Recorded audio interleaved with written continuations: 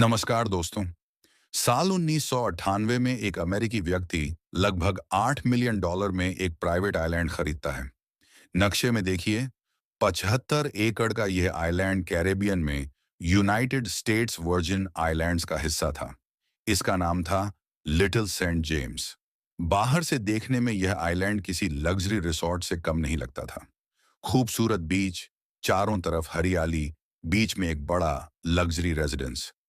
इसके अलावा guest villa, swimming pool, gym और एक हेलीपैड भी मौजूद था।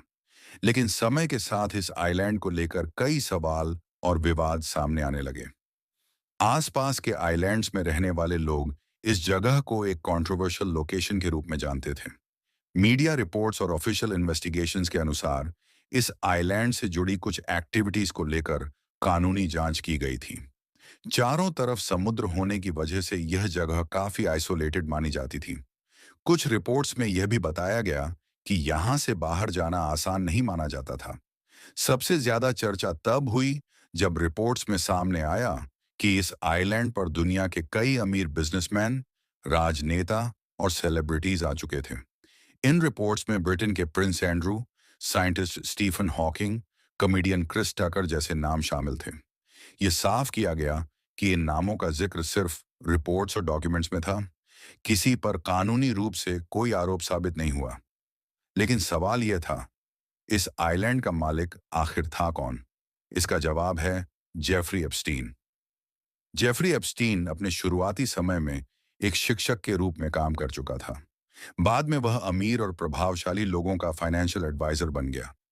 अवेलेबल रिकॉर्ड्स के अनुसार उसकी कुल संपत्ति करीब $600 मिलियन आंकी गई। उसके संपर्कों में बिल क्लिंटन, डोनाल्ड ट्रंप और इजरायल के पूर्व प्रधानमंत्री एहूद बराक जैसे नाम शामिल थे। मामला कैसे सामने आया? साल 2005 में फ्लोरिडा के पाम बीच में एक कंप्लेंट दर्ज की गई, जिसके बाद पुलिस ने जांच शुरू की। जांच के दौरान कई लोगों के बयान लिए गए और मामले की गंभीरता और स्पष्ट होती गई। कुछ ही समय में 30 से अधिक संबंधित मामलों की पहचान की गई। इन सभी मामलों के आधार पर यह तय हुआ कि मामले की विस्तृत जांच जरूरी है।